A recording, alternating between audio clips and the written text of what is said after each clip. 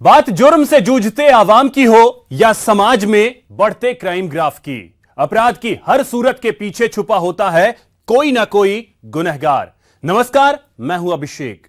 तफ्तीश की राह में आने वाली हर कड़ी सुराग बनकर पहुंचाती है गुनहगारों को सलाखों के पीछे। तो आप बने रहिए हमारे साथ, क्योंकि हर जुर्म के खिलाफ हमारी तफ्तीश जारी है।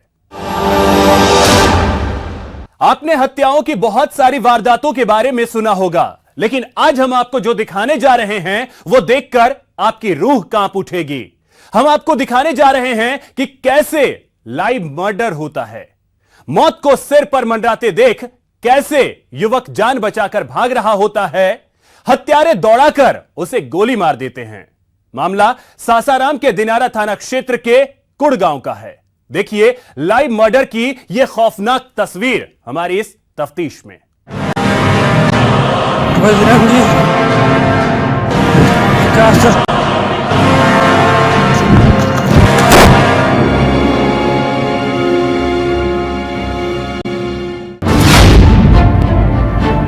रूह कपाने वाली घटना, युवक को दौड़ाकर मारी गोली। लाइव मर्डर की खौफनाक तस्वीर, वारदात पर मचा हाहाकार।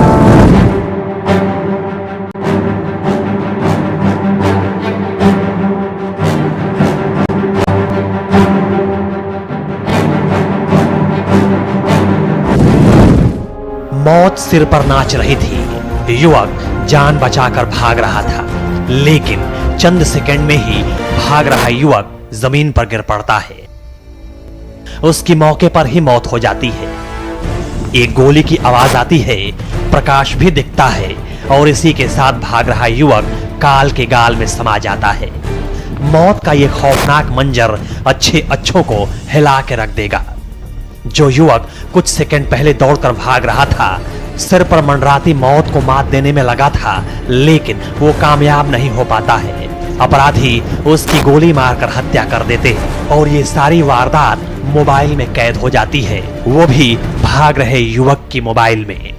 लाइव मर्डर का ये मामला सासाराम के दिनारा थाना क्षेत्र के कुड़गांव का है, जहां अपराधी एक युवक को दौड़ाकर गोली मार देते हैं। भागने के क्रम में युवक मोबाइल से वीडियो बनाता रहता है। भाग रहा युवक वीडियो में हत्यारों का नाम भी बताता है, लेकिन इतने में ही धड़ाम की आवाज आती है और सत्यम कुमार नाम के युवक की मौत हो जाती है। युवक का 2 ऑडियो भी मिला है, जिसके एक ऑडियो में वो अपने भाई को फोन करके बुला रहा है। कह रहा है कि उसकी बाइक पंचर हो गई है, कृपया आप आएं। वह बदमाशों के दबाव में फोन किया हुआ प्रतीत होता है। हेलो, ये गाड़ी पंचर हो गया है, आइए। कहाँ पे? यहीं पे फार्म स्कूल तरफ से। अच्छा ठीक है। लेकिन उसके चंद मिनट बाद ही एक और ऑडियो आता है, जिसमें सत्यम भागते हुए बताता है कि 5 लोगों ने उसे पकड़कर जबरन उसके बड़े भाई के पास फोन करवाया है। यही नहीं, फोन पर युवक अपने बड़े भाई को आने से मना भी करता है। हेलो हेलो, हाँ भैया, आइएगा मत। बजरंगी और उसका दोनों लड़का विकास और सोनू और अपने गांव का डबलू और एक और कोई आदमी है। अरे क्या करता है? इसको हम नहीं पहचानते हैं। क्या करता है? आपको फोन करके बुलवाया है और सबके हाथ में हथियार आपको मारने के लिए सब बुलवा रहा था। हमसे फोन करके करवा के आप आइएगा मत। ठीक है, हम लेके आओ, हाथ पे टक के भाग रहे हैं। हम आवत नहीं, तू गाँव की तरफ भाग, हम आवत नहीं खाने लगे। ठीक है, हम भाग रहे हैं। दोनों भाई अंडा फार्म पर थे। एक भाई घर के लिए निकले, रास्ते में 4 आदमी उनको पकड़ लिया। 4 आदमी पकड़ के ज़बरदस्ती बोले कि बड़े भाई को बुलाओ। बड़े भाई को फ़ोन किए कि भैया आए, गाड़ी पंचर हो गया, आइए।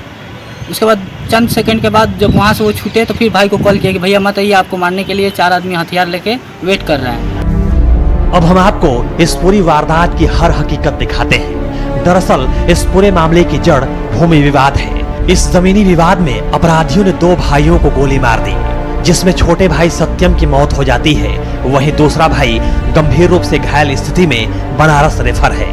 मृतक के बड़े भाई कृष्ण कुमार सिंह के पैर में गोली लगी है। पहले से कुछ जमीनी विवाद चल रहा था, ठीक ना।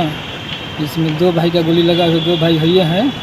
बड़े भाई को पैर में गोली लगा है, छोटे भाई को माथा में गोली लगा है और सीना में। घटना के बारे में मिली जानकारी के अनुसार पोल्ट्री फार्म कारोबारी स्वर्गीय जमुना सिंह के पुत्र कृष्ण कुमार सिंह और सत्यम कुमार सिंह का गांव के ही कुछ लोगों के साथ पिछले कई सालों से जमीन का झगड़ा चला आ रहा है। जिन लोगों से जमीन का विवाद है वो लोग दूर के रिश्तेदार हैं। ये विवाद इतना बढ़ा कि दूसरा पक्ष खून की होली खेलने पर उतारू हो गया। उसके बाद अपराधियों ने दिन दहाड़े दोनों भाइयों को गोली मार दी, जिससे छोटा भाई सत्यम मौके पर ही दम तोड़ दिया, जबकि बड़े भाई कृष्णा का इलाज वाराणसी में चल रहा है। घटना की सूचना मिलते ही पुलिस तत्काल मौके पर पहुंच गई। पूरे मामले की गहराई से छानबीन में लग गई है। जांच में जुटी पुलिस ने मृतक का जब मोबाइल बरामद किया तो इस मोबाइल से मरने से पहले का ये वीडियो और ऑडियो मिला, जो हत्यारों को सजा दिलाने के लिए काफी है। पीड़ित पक्ष ने मामले में 4 लोगों पर नामजद सहित 5 पर केस दर्ज कराया है। ग्रामपुर के रहने वाले हैं लोग, भानु सपी पड़ता है। घटना के बाद से गांव में तनाव भी व्याप्त है। कार्रवाई में लगी पुलिस ने अब तक एक आरोपी को गिरफ्तार कर पूछताछ कर रही है। साथ ही बाकी आरोपियों की तलाश में लगी है, जो अभी फरार चल रहे हैं। प्रशासन को चाहिए ऐसे हैवानों को तत्काल गिरफ्तार कर उनके खिलाफ कड़ी कार्रवाई करने की, ताकि ऐसे दहशतगर्दों में कानून का डर हो सके। तफ्तीश के लिए सासाराम से अजित कुमार की रिपोर्ट, न्यूज़ 18 बिहार झारखंड।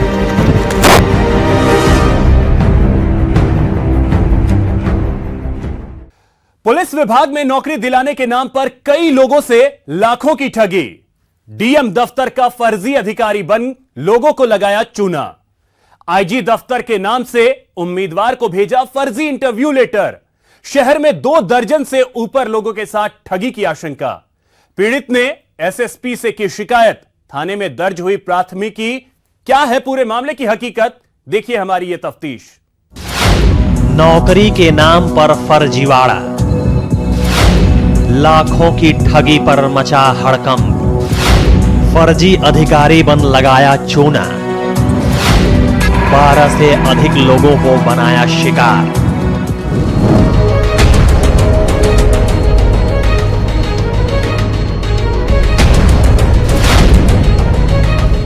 बिहार के दरभंगा में डीएम दफ्तर का फर्जी अधिकारी बन एक शख्स ने कई लोगों से लाखों रुपए की ठगी कर ली, वो भी पुलिस विभाग में नौकरी दिलाने के नाम पर। ठग इतना शातिर है कि लोगों को विश्वास और भरोसा देने के लिए कुछ लोगों को फर्जी नियुक्ति पत्र तो कुछ लोगों को फर्जी इंटरव्यू के लिए बुलावा पत्र भी डाक के जरिए भेज दिया, वो भी पूर्वी चंपारण के आईजी दफ्तर के हवाले से।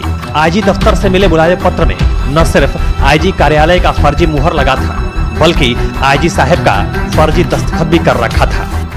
नौकरी के संबंध में पैसा ठग दिया गया है, जो कहा कि नौकरी आप लोगों को मिलेगा। ये वाली ऑपरेटर के संबंध में जो 60,000 हम लोगों को लिए ले लिया गया है। उसके बाद 2-4 दिन के बाद वो लेटर मिल जाने के बाद वो अपना गायब हो गया। दरअसल ये पूरा मामला बिहार के दरभंगा जिले के लहरियासराय थाना इलाके के बाकरगंज इलाके का है, जहां बैरगनिया के रहने वाले लक्ष्मण कुमार सोनी नाम के एक युवक ने पहले तो डीएम दफ्तर का अधिकारी बन मोहल्ले में कुछ लोगों से जान पहचान बढ़ाई, फिर नौकरी दिलाने के नाम पर गरीब और कम पढ़े लिखे लोगों को अपना शिकार बनाने लगा। साथ ही इसके लिए इन लोगों से पैसे भी धीरे धीरे ऐंठने लगा। देखते ही देखते कई लोग इसके चंगुल में फंस गए। एक घर से कई लोग इस फ्रॉड को नौकरी के नाम पर पैसे देने लगे। कुछ माह बीत जाने के बाद जब लोगों ने नौकरी दिलाने का दबाव ठग पर बनाया, तो ठग ने कुछ लोगों को पूर्वी चंपारण के आईजी दफ्तर से वायरलेस ऑपरेटर की नौकरी का नियुक्ति पत्र और कुछ को इंटरव्यू का फर्जी पत्र डाक के माध्यम से लोगों के घर भिजवा दिया। इसके जरिए उसने लोगों का न सिर्फ विश्वास जीता, बल्कि उसके बाद तो फ्रॉड की मानो लॉटरी ही लग गई। लोग आगे बढ़कर खुद फ्रॉड को पैसे देने लगे। बोला कि ठीक है, तुम पैसा दो, हम तुमको चपरासी में नौकरी पकड़ा देंगे, 16-17 हज़ार का महीना मिलेगा। तो हम बोले ठीक है, चलो मिलेगा तो दे थी, किसी का कर्जा लिए अदा कर देंगे, मगर लेके फरार हो गया। करीब 2 दर्जन भर से ज्यादा लोगों से लाखों रुपए ऐंठने के बाद फ्रॉड अचानक गायब हो गया। इसका खुलासा तब हुआ जब नियुक्ति की तारीख के पहले ठग की खोज की गई, तो वह नहीं मिला। इसके बाद ठगे गए युवकों ने अपनी नियुक्ति पत्र एक जानकार को दिखाई, तो पता चला कि कि ये फर्जी पत्र है। इसके बाद तो एक गरीब पीड़ित परिवार में कोहराम ही मच गया। सरकारी नौकरी की उम्मीद पर 10% सूद पर 90,000 रुपए देने वाले एक युवक को यह यकीन ही नहीं हो रहा था कि वो इतना बड़ा ठगी का शिकार हो गया। वह इस सदमे को बर्दाश्त भी नहीं कर पा रहा था। सोच सोच कर बेहोश हो जा रहा था। 10 रुपये ब्याज पर पैसा लेके सर हम लोग दिए पैसा पे। हम लोग सोचे कि मेरा 2 बहन को, मेरा और मेरा एक दोस्त लोग है, उस लोग को नौकरी हो जाएगा तो अच्छा रहेगा। इसी के कारण 60,000 एक बार दिए सर, 30,000 एक बार दिए दोनों बहन का। इसी के लिए सर हम लोग के चाय का दुकान है सर, हम लोग बहुत गरीब आदमी है। आखिरकार पीड़ित लोगों ने एसएसपी बाबूराम से मिलकर अपनी फरियाद सुनाई। एसएसपी के आदेश पर लहरियासराय थाने में आरोपी लक्ष्मण कुमार सोनी के खिलाफ ठगी की प्राथमिकी दर्ज कर ली गई है। दरभंगा के एसएसपी बाबूराम ने न सिर्फ पीड़ित युवाओं को न्याय दिलाने का भरोसा दिया, बल्कि फ्रॉड लोगों से बचने की सलाह भी दी। इस संबंध में लहरियासराय एसएचओ को निर्देश दिया गया है कि अभियुक्त की तुरंत गिरफ्तारी करें। ये जानना जरूरी है कि विभिन्न आयोग जो भर्ती के काम में लगे हैं उनका भर्ती करने का तरीका क्या है। विज्ञापन निकलता है, अखबारों में निकलता है, उसकी संबंधित आयोग की वेबसाइट पर निकलता है, तो वहां जाके वेरीफाई करें, उस प्रक्रिया को समझें। बड़े ही शातिराना अंदाज में पूरे ठगी को अंजाम देकर गायब हुए युवक को अब पुलिस तलाश कर रही है। लेकिन बेरोजगारी का आलम यह है कि युवक किसी भी कीमत पर अपने सर से बेरोजगारी का ठप्पा हटाने के लिए बड़े आराम से इन जालसाजों के चंगुल में आ जाते हैं। एसएसपी ने भी संदेश जारी कर कहा है कि ऐसे ठगों से समाज में सतर्कता लाने की आवश्यकता है। तफ्तीश के लिए दरभंगा से विपिन कुमार दास की रिपोर्ट, न्यूज 18 बिहार झारखंड। महिलाओं के साथ दुष्कर्म जैसी संगीन वारदातों पर भी कटिहार पुलिस गंभीर नहीं है। आलम ऐसा है कि दुष्कर्म के शिकार होने के बाद भी पीड़िता को इंसाफ के लिए थाने का चक्कर काटना पड़ रहा है। हाल के दिनों में कटिहार जिले में 2 ऐसे मामले सामने आए हैं। पीड़िता इंसाफ के लिए भटक रही हैं, आरोपी खुलेआम घूम रहे हैं। तफ्तीश में देखिए हमारी यह खास रिपोर्ट। पीड़ित लड़कियों की दास्तान। बुलंद हैं अपराधियों के हौसले, बढ़ रहे दुष्कर्म के मामले, लापरवाह बनी हुई है पुलिस। आखिर कब थमेगा पाप का खेल?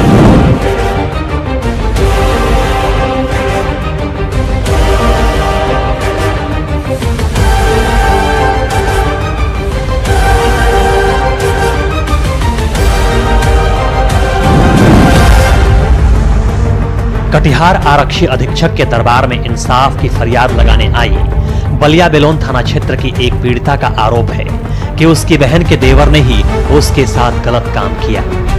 लगातार कई सालों तक शादी का झांसा देकर शारीरिक संबंध बनाता रहा, लेकिन अब लड़का शादी से मुकर रहा है। यही नहीं, इस बीच लड़की को लड़के ने एक बार गर्भपात भी करवाया।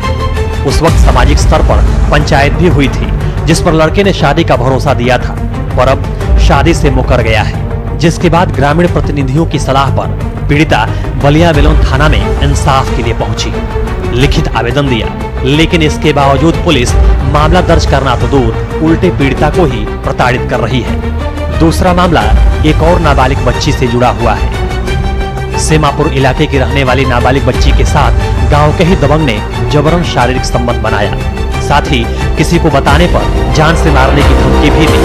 अब नाबालिग गर्भवती हो चुकी है। हालांकि शिकायत पर महिला थाने में मामला तो दर्ज कर लिया गया है, लेकिन कई दिन बीत जाने के बावजूद अब तक कोई कार्रवाई नहीं हुई है, जिसे लेकर पीड़िता और उसके परिजन इंसाफ के लिए दर-दर की ठोकरें खा रहे हैं। इन दोनों मामलों का जिक्र करते हुए आरक्षी अधीक्षक से जब महिलाओं की सुरक्षा, खासकर दुष्कर्म जैसी वारदात पर पुलिस की सुस्ती पर सवाल किया गया, तो आरक्षी अधीक्षक का कहना था कि महिलाओं की सुरक्षा को लेकर कटिहार पुलिस तत्पर है। दोनों मामलों पर संबंधित थानों को जल्द कार्रवाई करने का आदेश दिया गया है। आरक्षी अधीक्षक का यहाँ तक कहना था कि दोनों मामलों में पीड़ित लड़कियों को इंसाफ जरूर मिलेगा। इस संदर्भ में अविलंब बलात्कार का प्राथमिकी दर्ज करने का निर्देश दिया गया है। इस संदर्भ में दोनों मामलों में प्राथमिकी दर्ज कर अनुसंधान करने का निर्देश दिया गया। महिलाओं के साथ अपराध बढ़ता जा रहा है। दूसरी तरफ पुलिस महकमा अपनी सजगता के दावे कर रहा है, लेकिन ये दावे फेल साबित होते दिख रहे हैं। अगर इस तरह के संगीन आरोपों के बावजूद पुलिस का रवैया इसी तरह का रहे, जिसमें पीड़िता को ही प्रताड़ित होना पड़े, ये महिलाओं से जुड़ी सुरक्षा व्यवस्था पर पुलिस की कार्यशैली पर बड़ा सवाल खड़ा करता है। अब देखना है पुलिस की नींद कब तक खुलती है और कितना जल्द आरोपियों को दबोचकर सलाखों के पीछे पहुंचाती है। पीड़ित महिलाओं को कब तक इंसाफ मिलता है। तफ्तीश के लिए कटिहार से सुब्रत की रिपोर्ट, न्यूज़ 18 बिहार झारखंड। पूर्णिया में अपराधियों का मनोबल काफी बढ़ गया है। घर से सरेआम मुखिया के 3 साल के भतीजे का अपहरण कर लिया गया है। पुलिस और डॉग स्क्वाड लगातार हाथ पांव मार रहे हैं, लेकिन अपहरण के 48 घंटे बाद भी कोई सुराग नहीं मिला है।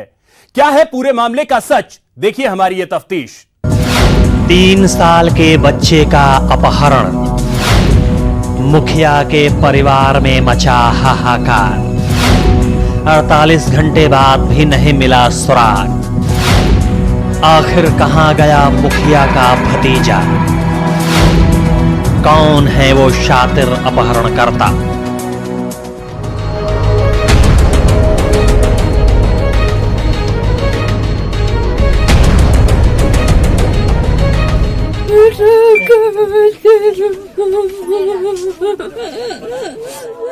ये माँ अपने बच्चे के लिए विलख रही है। मेरा बच्चा चाहिए। 2 दिन पहले इस माँ के 3 साल के मासूम का अपहरण हो गया। जिगर के टुकड़े के जुदा होने के बाद से इस माँ का बुरा हाल है।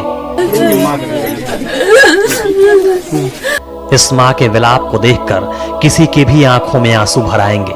हम आपको इस वारदात की एक एक हकीकत दिखाने जा रहे हैं। आपको बता दें कि पूर्णिया के डगरुआ थाना इलाके के टाली पंचायत के मुखिया मोहम्मद शमशाद का भतीजा और मुसब्बिर के 3 साल का बेटा अनस का घर से ही अपहरण कर लिया गया। बच्चे के माता पिता का रो रो कर बुरा हाल है। उनकी एक ही मांग है कि कोई उनके लाल को वापस ला दे।